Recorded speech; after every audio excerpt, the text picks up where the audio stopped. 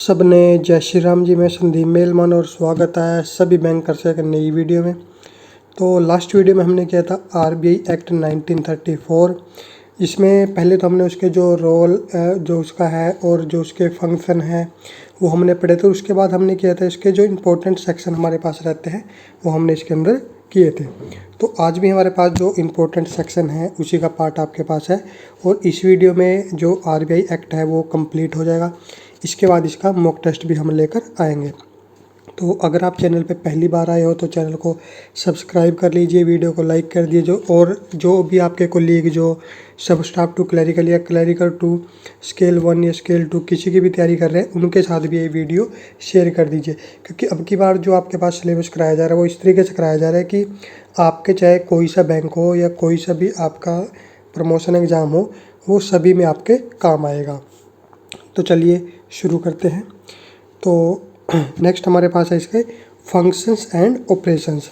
तो सेक्शन 17 देखिए हमारे पास है enumerates the types of business the RBI may conduct. यानी कि सेक्शन 17 क्या बताता है कि कौन कौन से बिजनेस हैं जो कि आरबीआई कंडक्ट यानी कि आरबीआई कर सकता है, उन बिजनेस के बारे में बताता है।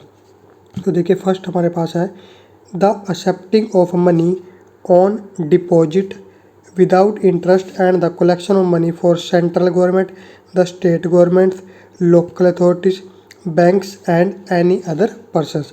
यानी कि मनी को एक्सेप्ट करना विदाउट इंटरेस्ट, यानी कि किसी भी इंटरेस्ट को दिए बिना और मनी को एक्सेप्ट करना किस किस से, collection of money for central government से, स्टेट गवर्नमेंट से, लोकल अथॉरिटी से, बैंक्स हो गए या कोई अदर पर्सन हो गया। तो इन सभी से जो आरबीआई है वो जो मनी कलेक्ट करता है।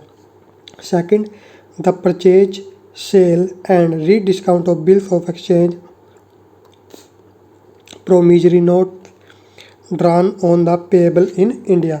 और इसके साथ ही परचेज और सेल करता है बिल ऑफ एक्सचेंज का, प्रोमिजरी नोट का, drawn on payable in India जो कि इंडिया के अंदर पेएबल हो।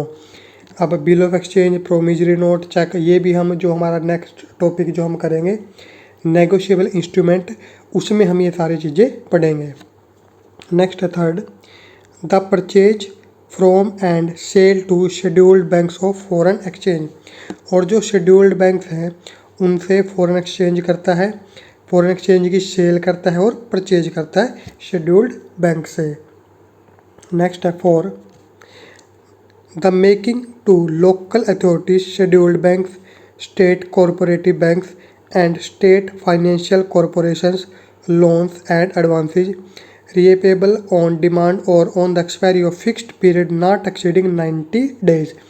यानी कि आरबीआई क्या करता है, मेकिंग ऑफ लोकल अथॉरिटीज यानी कि लोकल अथॉरिटी हो गए, शेड्यूल्ड बैंक हो गए, स्टेट कोऑपरेटिव बैंक हो गए या फिर स्टेट फाइनेंशियल कॉरपोरेशन हो गए, उनको लोन प्रोवाइड करता है, एडवांस प्रोवाइड करता है जो कि रीपेएबल हो ऑन डिमांड। यानी कि जब जो बैंक बोलेगा, आरबीआई बोलेगा कि मुझे जो लोन आपको दिया गया है वो वापस कीजिए, तो उस वक्त यानी कि ऑन डिमांड वो रीपेएबल हो या फिर एक्सपायरी उसकी क्या हो, नॉट एक्सीडिंग 90 डेज, यानी कि 90 डेज से ज़्यादा उसकी एक्सपायरी ना हो, रीपेएबल पीरियड ना हो, ऐसे लोन और एडवांस प्रोवाइड करता है। नेक्स्ट है 5, the making to the central government and state government of advances repayable in each case not later than 3 months from the date of making of the advances.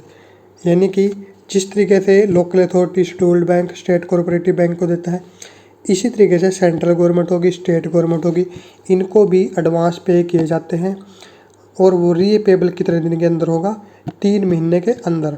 तो इस तरीके से central government or state government को भी RBI loan provide कराता है।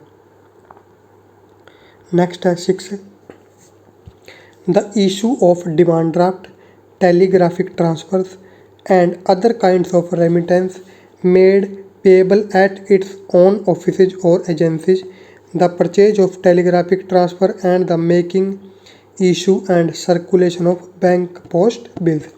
इसके साथ ही आरबीआई क्या करता है, इशू कर सकता है डिमांड ड्राफ्ट, टेलीग्राफिक ट्रांसफ़र और रेमिटेंस कर सकता है और परचेज कर सकता है, टेलीग्राफिक ट्रांसफ़र और बैंक पोस्ट को सर्कुलेट कर सकता है, इशू कर सकता है। तो ये सारे काम भी किसके हैं? आरबीआई के। नेक्स्ट है 7, the purchase and sale of securities of the central government or state government of any maturity. और साथ में सिक्योरिटी का भी परचेज और सेल करता है, किसकी जो सिक्योरिटी होगी? स्टेट गवर्नमेंट की या फिर सेंट्रल गवर्नमेंट की।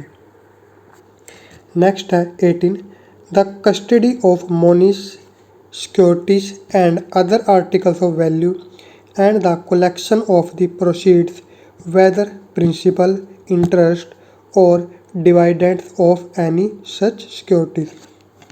और साथ में कस्टडी ऑफ मनीज। मनीज क्या है? देखिए, जो मनी होता है आपके पास MONEY, उसी का है हमारे पास यहाँ पे प्लूरल बना दिया गया है मनीज। सिक्योरिटीज करता है और साथ में articles of value, collection of the proceeds, whether principal, interest और डिविडेंड। और यानी कि इस तरीके की सभी जो सिक्योरिटी होगी उनको परचेज करता है आरबीआई। और अगर आप ये वीडियो जो हमारा चैनल है मिस्टर मिसेज मेलवान पे वहाँ पे देख रहे हो, तो आपको ये जो कंप्लीट वीडियो मिलेगी, हमारा जो नया चैनल हमने बनाया है जो कि डेडिकेटेड रहेगा पूरा स्टडी के लिए, तो जिसको आप सर्च कर सकते हो मेलवान स्टडी के नाम से, या फिर आप जो लिंक दे दिया जाएगा आपको डिस्क्रिप्शन में, वहाँ पर क्लिक करके भी आप जो हमारा चैनल है मेलवान स्टडी के ऊपर जा सकते हो। तो नेक्स्ट है section 18, allows the RBI to provide emergency loans to banks to maintain financial stability। यानी कि आरबीआई क्या करता है? एमरजेंसी लोन प्रोवाइड करता है बैंक्स को ताकि उनकी फाइनेंशियल स्टेबिलिटी बनी रहे।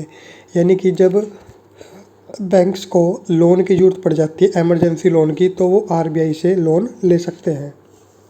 नेक्स्ट है section 19, bank may not transact. अभी हमने पढ़ा था कि बैंक क्या क्या ट्रांजैक्ट कर सकता है। अब हम पढ़ेंगे कि बैंक जो है वो क्या ट्रांजैक्ट, यानी कि कौन सा बिजनेस वो, कौन सी ट्रांजैक्शन वो नहीं कर सकता। तो फर्स्ट है इसमें एंगेज इन ट्रेड और otherwise have a direct interest in any commercial, industrial और अदर अंडरटेकिंग।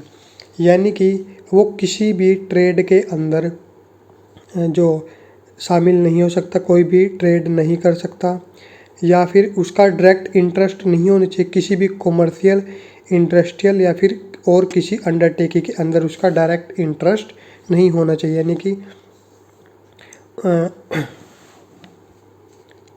उसको यानी कि इंटरेस्ट का मतलब क्या हो गया कि उसको ऐसा काम नहीं करना है कि उसका कोई कॉमर्शियल या इंडस्ट्रियल में उसका कोई इंटरेस्ट बने या उसके यानी कि करना चाहे वो। नेक्स्ट है सेकंड, परचेज द शेयर्स, यानी कि शेयर को परचेज करना ऑफ एनी बैंकिंग कंपनी, किसी दूसरी बैंकिंग कंपनी के, और ऑफ एनी अदर कंपनी, और grant loans upon the security of any such shares. यानी कि शेयर परचेज करना किसी कंपनी के या किसी बैंकिंग कंपनी के, या फिर लोन प्रोवाइड करना उस शेयर की सिक्योरिटी पे।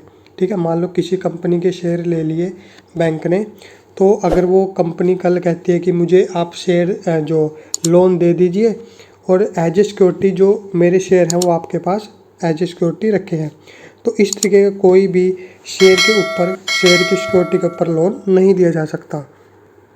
नेक्स्ट है third, advance money on mortgage of or otherwise on the security of immovable property or documents of title relating to thereto. Advance money, mortgage या फिर और किसी सिक्योरिटी पे जो इमूवेबल सिक्योरिटी है उसके ऊपर भी नहीं दे सकते advance money. Next, make loans और एडवांस। उसके बाद ड्रा और accept bills payable otherwise than on demand. यानी कि जो बिल है ड्रा या फिर एक्सेप्ट नहीं कर सकता बिल, कौन से बिल? जो कि ऑन डिमांड पेएबल ना हो। Next, allow interest on deposits और करंट अकाउंट, यानी कि जो करंट अकाउंट है उसके ऊपर इंटरेस्ट नहीं दे सकता।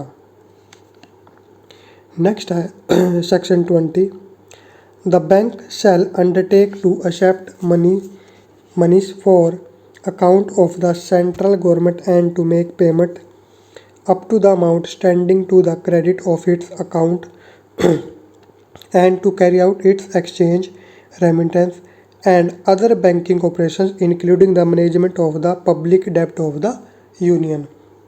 ये हमने पहले ही पढ़ा था कि बैंक्स क्या कर सकता है कि मनी एक्सेप्ट कर सकता है, किससे, सेंट्रल गवर्नमेंट से या फिर स्टेट गवर्नमेंट से, और पेमेंट कर सकता है, make payment up to the amount standing to the credit of its account, और पेमेंट भी कर सकता है जहाँ जितने का आउटस्टैंडिंग बैलेंस हो, and to carry out its exchange, remittance exchange कर सकता है, रेमिटेंस कर सकता है, and other banking operation including the management of the public डेब्ट ऑफ द यूनियन। और बैंकिंग ऑपरेशन क्या हो गए कि जो पब्लिक डेब्ट होगा गवर्नमेंट का उसको भी मैनेज कर सकता है।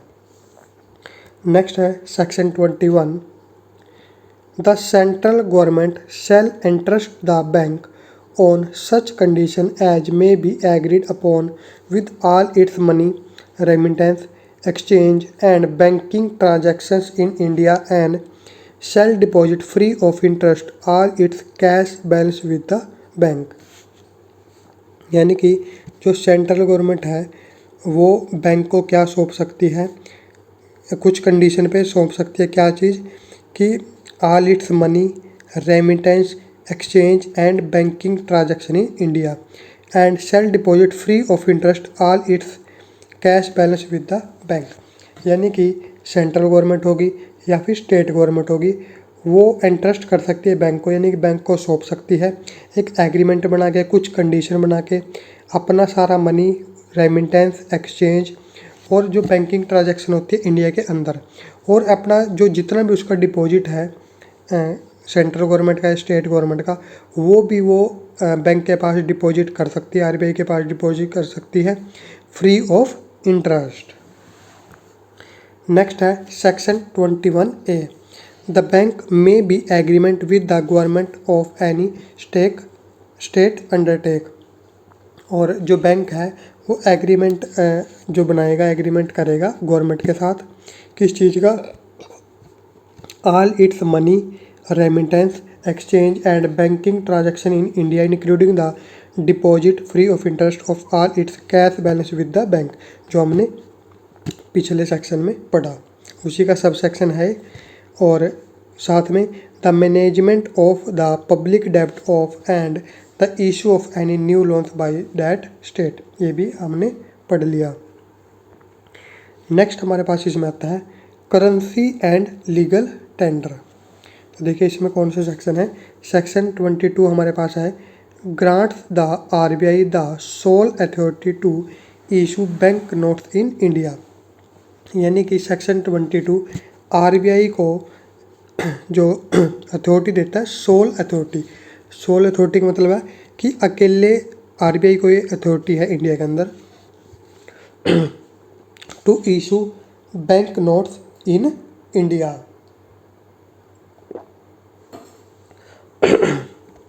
for a period which shall be fixed by the central government on the recommendation of the central board।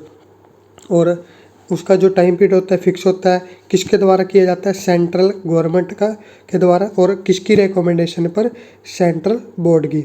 और साथ में issue currency notes of the government of India supplied to it by the central government. और साथ में जो currency note हैं जो कि गवर्नमेंट ऑफ इंडिया के द्वारा सप्लाई किए जाएंगे और it by the central government या फिर सेंट्रल गवर्नमेंट के द्वारा आरबीआई को, उनको भी जो सर्कुलेट करने का काम किसका होगा, जो आरबीआई का होगा। नेक्स्ट है सेक्शन 23 में हम पढ़ेंगे इशू डिपार्टमेंट। ठीक है, हमने पढ़ लिया कि जो आरबीआई है उसके पास सोल अथॉरिटी है, अकेले जो आरबीआई के पास अथॉरिटी है इंडिया के अंदर कि वो जो नोट्स है वो बैंक नोट्स इशू कर सकता है। तो बैंक नोट्स जहाँ पर बनेंगे, ठीक है, उस जगह को हम क्या बोलते हैं, इशू डिपार्टमेंट, यानी कि जो उसको उस बैंक नोट्स को इशू करेगा। तो इसके बारे में हम पढ़ेंगे the issue of bank note shall be conducted by the bank in an issue department.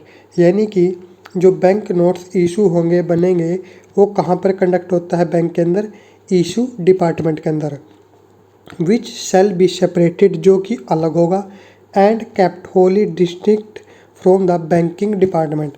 और ये जो डिपार्टमेंट होगा ये बैंकिंग डिपार्टमेंट से बिल्कुल अलग होगा। इसका काम सिर्फ क्या होगा कि जो बैंक नोट्स है उनको इशू करना, और किसी भी तरीके के ट्रांजैक्शन, बैंकिंग ट्रांजैक्शन इस डिपार्टमेंट के अंदर नहीं होती। And the assets of the issue department shall not be subject to any liability other than the liabilities of the issue department. और जो इसके एसेट्स होंगे उसकी लाइबिलिटी सिर्फ इशू डिपार्टमेंट के साथ ही होगी, इशू डिपार्टमेंट से अलग उसकी कोई भी लाइबिलिटी नहीं होगी। नेक्स्ट इसमें है the issue department shall not issue bank notes to the banking department. और जो इशू डिपार्टमेंट है वो बैंक नोट्स को नहीं इशू करेगा, किसको, बैंकिंग डिपार्टमेंट को, या फिर टू एनी अदर पर्सन, या फिर किसी और पर्सन को, accept in exchange for other bank notes. सिर्फ कब कर सकता है, जब वो किसी जो नोट है उनके साथ एक्सचेंज कर रहा हो, और फॉर सच कॉइन, बुलियन और securities as are permitted by the act to form part of the reserve.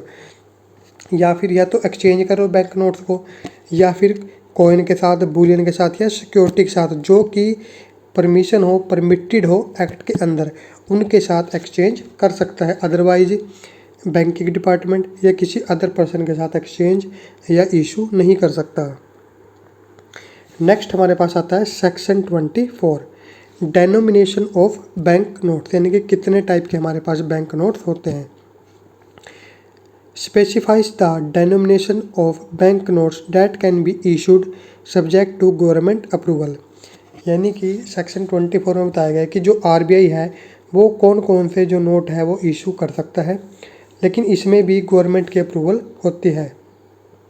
तो देखिए कौन कौन से डेनोमिनेशन के नोट होते हैं। 2 रुपये का, 5 रुपये का, 10 रुपये, 20, 50, 100, 200, 500, 1000 का आपको पता है कि बंद हो गया था डिमोनेटाइजेशन में, और 2000 का भी अभी सर्कुलेशन से बाहर हो चुका है। उसके बाद 5000 का और 10,000 का। मैक्सिमम जो है वो 10,000 का जो आरबीआई के पास है अब तक एक्ट के अंदर जो है कि वो 10,000 का जो डेनोमिनेशन का नोट है वो बना सकता है। कि क्या आपको क्या लगता है कि अगर जो आरबीआई चाहे कि 10,000 से ऊपर का नोट बनाना चाहे तो क्या वो बनाया जा सकता है? तो ये आपको कमेंट में बताना है कि क्या कोई कंडीशन है कि जिस कंडीशन को फॉलो करके 10,000 से ऊपर का नोट भी बनाया जा सकता है। तो उसके बाद or of such other denomination values not exceeding 10,000 rupees. इसमें क्या बोला कि 10,000 से ऊपर की डेनोमिनेशन वैल्यू नहीं होनी चाहिए। As the central government may on the recommendation of the central board specify in its behalf. ठीक है, यानी कि सेंट्रल गवर्नमेंट ने रिकमेंडेशन किसकी, सेंट्रल बोर्ड की रिकमेंडेशन पे ये सारी डेनोमिनेशन बनाई है जो कि एक्ट के अंदर दी गई है। उसके बाद दूसरा इसमें है point, the central government may on the recommendation of the central board, यानी कि सेंट्रल बोर्ड की रिकमेंडेशन पर सेंट्रल गवर्नमेंट क्या कर सकती है, direct the non issue or the discontinuance of issue of bank notes of such denominational values as it may specify in this behalf. यानी कि सेंट्रल बोर्ड की रिकमेंडेशन पे जो सेंट्रल गवर्नमेंट है वो क्या कर सकती है, आरबीआई को डायरेक्ट कर सकती है कि आप नोट इशू ना करें, या फिर जो नोट इशू हैं उनको डिसकंटिन्यू आप कर दीजिए। उसके बाद नेक्स्ट है 25, फॉर्म ऑफ बैंक नोट्स। यानी कि फॉर्म ऑफ बैंक नोट्स का मतलब क्या होगा कि जो बैंक नोट है उसका साइज क्या होगा, ठीक है, और उसका डिजाइन क्या होगा। ये सारी चीज़ें किसके अंदर आती हैं, form of bank notes. The design, form and material of bank note shall be such as may be approved by the central government after consideration of the recommendation made by the central board. यानी कि central board की recommendation पर जो central government है वो क्या करती है, अप्रूव करती है किसी भी बैंक नोट के डिजाइन को, उसके फॉर्म को और उसके मटेरियल को। यानी कि इस पावर किसके पास है, सेंट्रल गवर्नमेंट के पास पावर है कि जो नया जो नोट बनाया जाएगा उसका जो डिज़ाइन है वो यानी कि जो सेंट्रल गवर्नमेंट से अप्रूव्ड होना चाहिए। नेक्स्ट है section 26, legal tenders characters of notes. Every bank note shall be legal tender at any place in India in payment or on account for the amount expressed therein and shall be guaranteed by the central government. यानी कि अगर मान लो सरकार ने 5 रुपये का जो note बनाया है, मतलब कि आरबीआई ने 5 रुपीज़ का नोट इशू किया है, तो उसके ऊपर साइन होता है, आपको पता है, गवर्नर के, ठीक है। तो वो लीगल टेंडर होता है, उसको आप देश के अंदर, इंडिया के अंदर कहीं पर भी चला सकते हो। 5 रुपीज़ की जो भी मान लो कोई जो आइटम है 5 रुपीज़ की वैल्यू तक की, वो आप उसके साथ परचेज कर सकते हो, वो एक लीगल टेंडर होगा।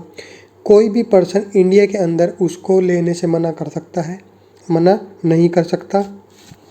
तो ये क्या होता है, लीगल टेंडर नोट का।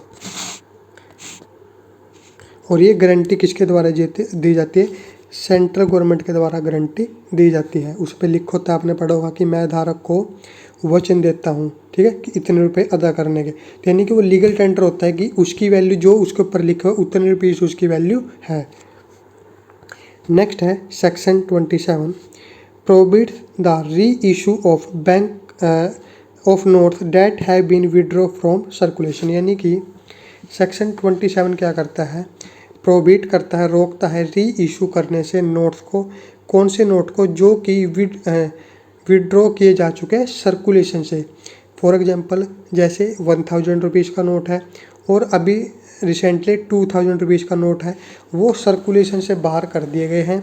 तो सेक्शन 27 में क्या बोल रहा है कि अगर कोई भी नोट सर्कुलेशन से बाहर कर दिया गया है तो सेक्शन 27 के अकॉर्डिंग वो नोट दोबारा इशू नहीं किया जाएगा।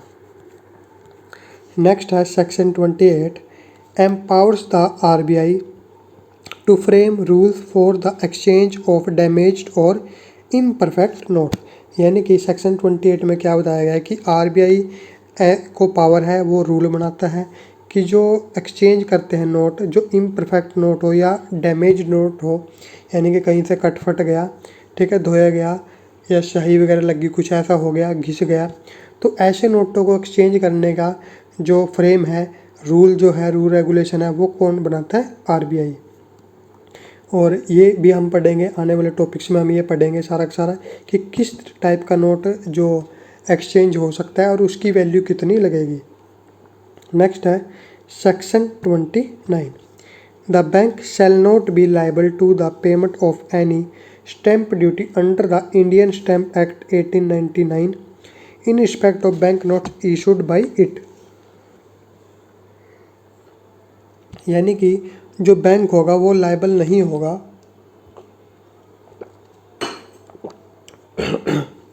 जो बैंक होगा वो लायबल नहीं होगा पेमेंट करने की स्टैम्प ड्यूटी के। यानी कि कोई भी चीज़ बनती है उसके ऊपर स्टैम्प ड्यूटी दी जाती है, लेकिन जो सेक्शन 29 है आरबीआई एक्ट का, उसके अकॉर्डिंग जो इंडियन स्टैम्प एक्ट 1899 है वो आरबीआई एक्ट के ऊपर लागू नहीं होता। तो जितने भी नोट जो इशू होंगे उनके ऊपर जो इंडियन स्टैम्प एक्ट है 1899 उसके ऊपर नहीं लागू होगा। तो इसलिए कोई भी स्टैम्प ड्यूटी आरबीआई को नहीं देनी होती बैंक नोट इशू करने के लिए। नेक्स्ट है section 31, no person in India other than the bank or as expressly authorised by this act the central government shall draw, accept, make or issue any bill of exchange, hundi, promissory note or engagement of the payment of money payable to bearer on demand. यानी कि कोई भी person India के अंदर, no person in India other than the bank, कोई भी person नहीं कर सकता किसके अलावा, बैंक या फिर जो ऑथराइज्ड हो एक्ट के द्वारा। सेंट्रल गवर्नमेंट शैल ड्रा, यानी कि क्या करने के, draw, accept, make, issue any bill of exchange, hundi, promissory note या फिर payment of money payable to bearer on demand. यानी कि ये काम सिर्फ कौन कर सकता है, जो एक्ट के द्वारा ऑथराइज्ड हो या फिर बैंक के द्वारा ये काम किया जा सकता है, उससे अलग कोई भी पर्सन ये काम नहीं कर सकता। नेक्स्ट है section 34, the liabilities of the issue department shall be an amount equal to the total of the amount of the currency notes of the government of India and bank notes for the time being in circulation. यानी कि जो issue department की liability होती है वो कितनी होती है, वो होती है अमाउंट इक्वली, किसके इक्वल होती है, जो अमाउंट जितने जो करेंसी नोट्स हैं जो उसकी वैल्यू है जो कि सर्कुलेशन के एट ए टाइम है, यानी कि इस वक्त सर्कुलेशन के अंदर जितने भी नोट्स हैं उसके इक्वल अमाउंट के जो इशू डिपार्टमेंट है उसकी लाइबिलिटी होती है। नेक्स्ट है section 38, the central government shall undertake not to put into circulation any rupees except through the bank and the bank shall undertake not to dispose of rupee coin otherwise than for the purpose of circulation. यानी कि जो central government है उसके पास ये अधिकार नहीं है कि वो किसी भी नोट को जो सर्कुलेशन के अंदर ला सकती है। वो काम किसका है, वो काम है बैंक का। और दूसरा, and the bank shall undertake not to dispose of rupee coin otherwise than for the purpose of circulation. और साथ में जो बैंक है उसके पास भी क्या है कि वो जो रुपी कॉइन है उसको डिस्पोज नहीं कर सकता। सिर्फ कब ये हो सकता है कि जब उसका पर्पज क्या हो, सर्कुलेशन के अंदर लाने को, अदरवाइज उसको डिस्पोज नहीं कर सकता। नेक्स्ट हमारे पास आता है इसके अंदर रेगुलेशंस ऑफ बैंक्स। तो फर्स्ट हमारे पास इसमें section 40, the bank must exchange foreign currency with the authorised individual upon request at its main offices. जो कौन कौन से हैं, मुंबई, कोलकाता, दिल्ली, चेन्नई और अदर स्पेसिफाइड ब्रांचेस, या फिर जो इनकी ब्रांचेस है स्पेसिफाइड हैं एक्ट के अंदर। The Indian central government will set the exchange rate and condition for these transaction. यानी कि कोई भी बैंक है वो एक्सचेंज कर सकता है, फॉरेन एक्सचेंज कर सकता है करेंसी की किसी भी पर्सन के साथ। यानी कि कोई भी पर्सन बैंक के साथ क्या कर सकता है, फॉरेन करेंसी के एक्सचेंज कर सकता है। कौन कौन से, या तो जो उनके मेन ऑफिस है मुंबई, कोलकाता, दिल्ली और चेन्नई, या फिर कोई स्पेसिफाइड ब्रांच है एक्ट के अंदर। और ये किसके द्वारा, जो एक्सचेंज रेट है, जो कंडीशन है, ये किसके द्वारा बनाई जाती है, ये सेट की जाती है सेंट्रल गवर्नमेंट के द्वारा। नेक्स्ट है 42, requires scheduled banks to maintain a specified average daily balance with the RBI based on their net demand and time liability. ये भी हम कई बार पढ़ चुके हैं कि जो शेड्यूल्ड बैंक है उनको अपना एक CRR या SLR जो होता है वो मेंटेन करके रखना होता है, एवरेज डेली बैलेंस मेंटेन करके रखना होता है, जो किसके बेस पे किया जाता है, जो उनकी नेट डिमांड और टाइम लायबिलिटी होगी उसके बेस पर। नेक्स्ट है इसमें सेकंड शेड्यूल, सेक्शन 42 में सेकंड शेड्यूल क्या आता है, list of banks that fulfil certain criteria such as maintaining a minimum paid up capital and reserves qualifying them as scheduled banks. यानी कि सेकंड शेड्यूल में क्या होता है कि कौन कौन से बैंक जो हैं वो जो हमारे पास है PSB जो होते हैं उसके अंदर आते हैं, और जिनका जो यानी शेड्यूल्ड बैंक्स के अंदर आते हैं, और जिनका मिनिमम पेड अप कैपिटल जो मेंटेन करना होता है वो आपको पता है कि 5 करोड़ जो होता है वो जिनका मेंटेन है रिजर्व के अंदर, वो ऐसे बैंक्स जो हैं वो शेड्यूल्ड बैंक्स के अंदर काउंट किए जाते हैं। ये हमारे पास सेकंड शेड्यूल के अंदर बताया गया है।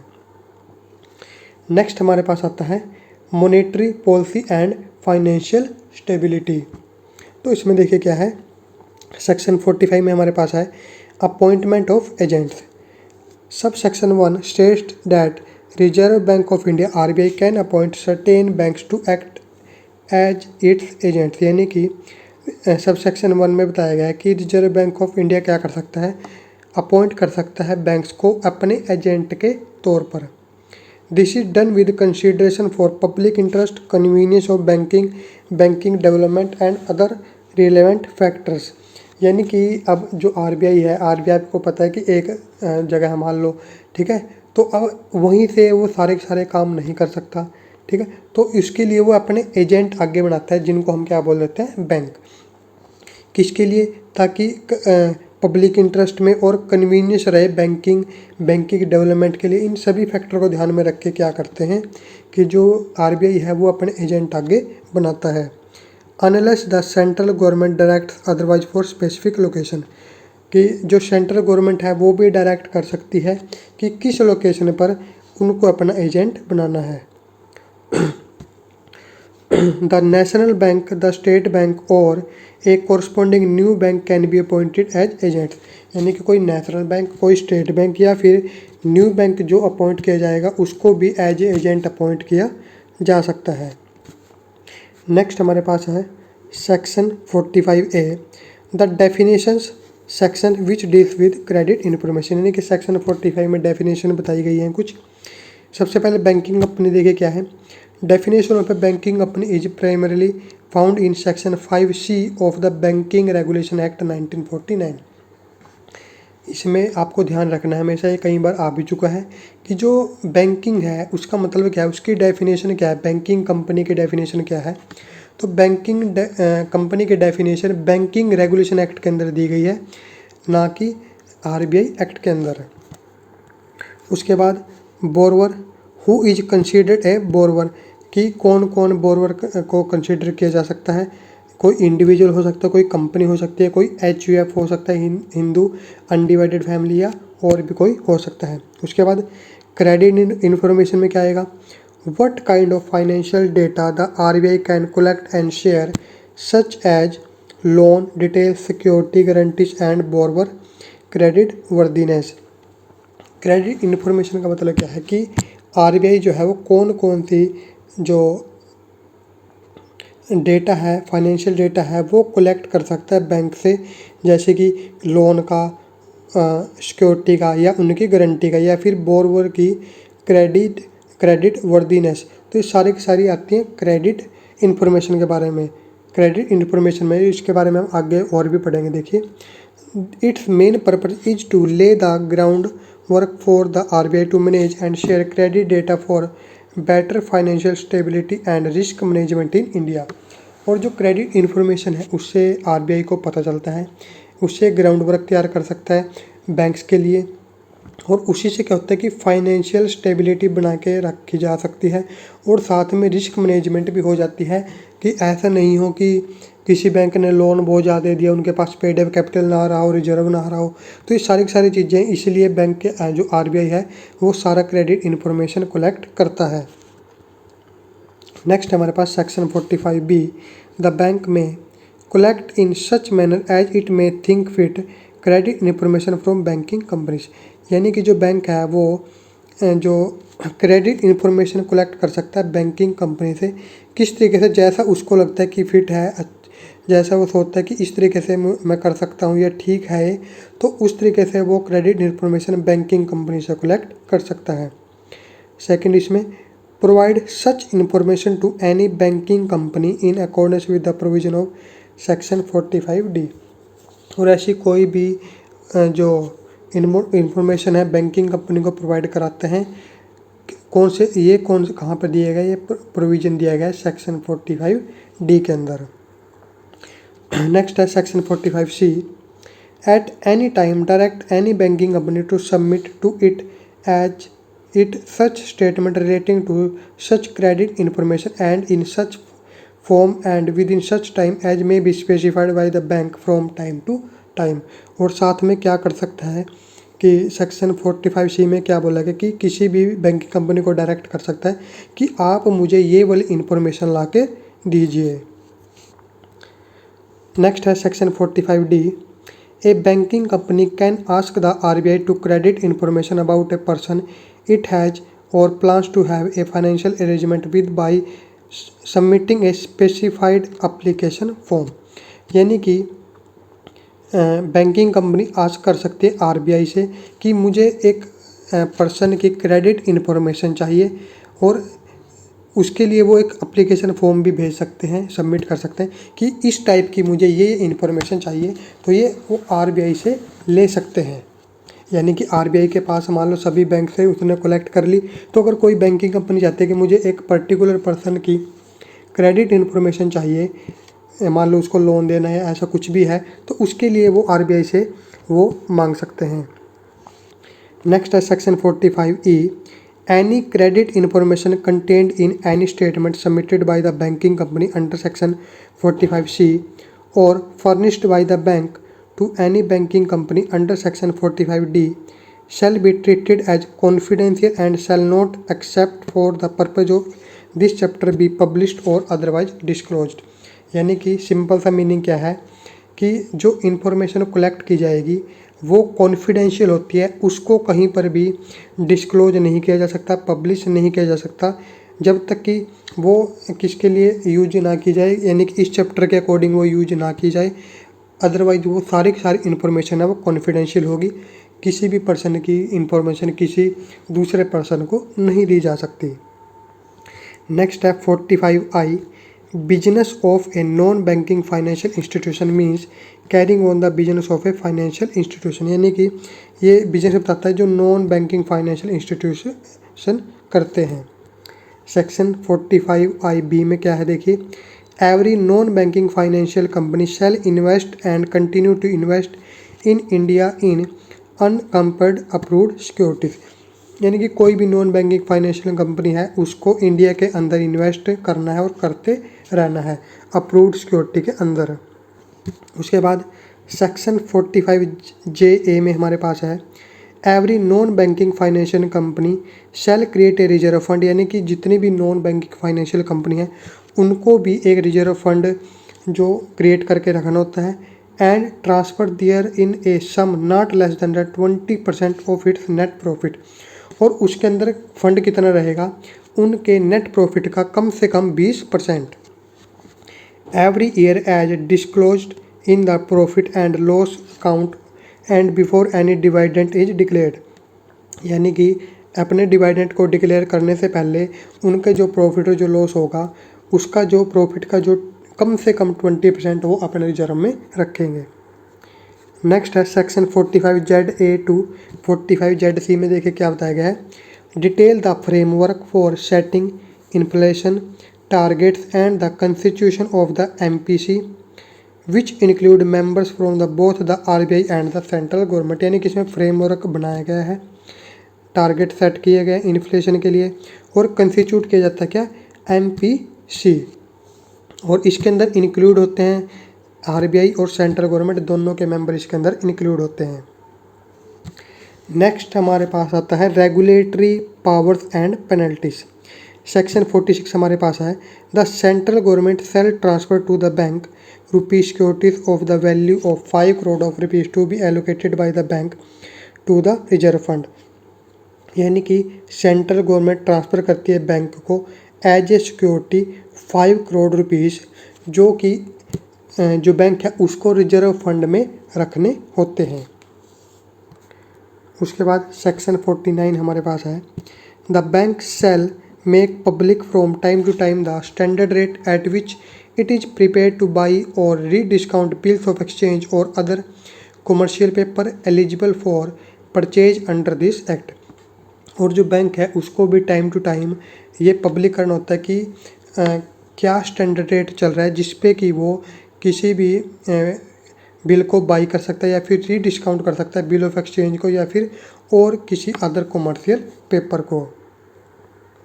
सेक्शन 50 में हमारे पास है, not less than 2 auditor shall be appointed and their remuneration fixed by the central government.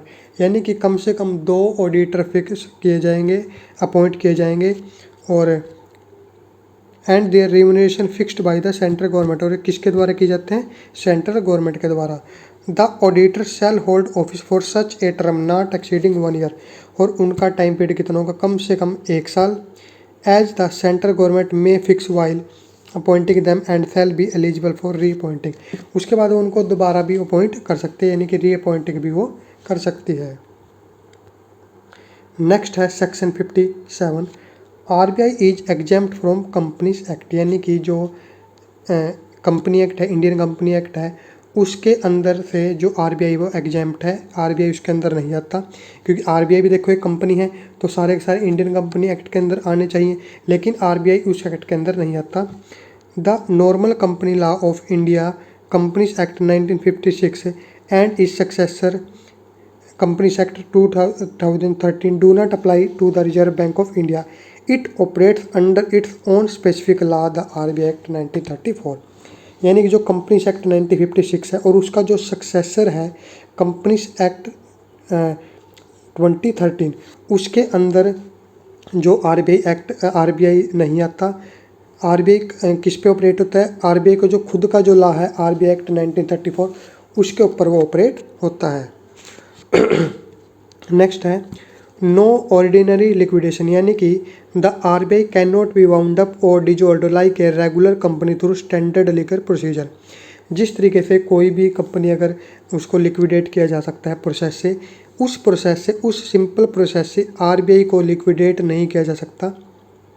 यानी कि जो स्टैंडर्ड लीगल प्रोसीजर है किसी भी कंपनी को जो वाउंड अप करने का या उसको लिक्विडेट करने का, वो प्रोसीजर आरबीआई के ऊपर लागू नहीं होता।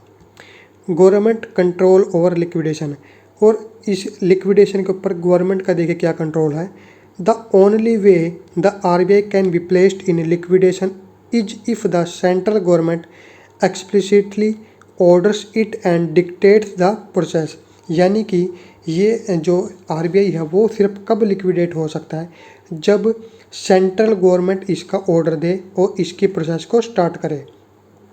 This highlights the RBI's unique sovereign status and its critical role in the national economy। और आपने देखा कि यानी कि पहली बात तो ये कंपनी एक्ट के अंदर नहीं आता, और दूसरा इसका लिक्विडेशन स्टैंडर्ड लीगल प्रोसीजर के अंदर नहीं किया जा सकता। इसको सिर्फ गवर्नमेंट जो लिक्विडेट कर सकती है। तो इससे पता चलता है कि जो आरबीआई है वो कितनी बड़ी शख्सियत है और कितना बड़ा रोल इसके अंदर इसका नेशन की इकोनॉमी के अंदर है, और कितना बड़ा इसका जो सोवेरियन स्टेटस है, कितनी ज़्यादा इसकी पावर है।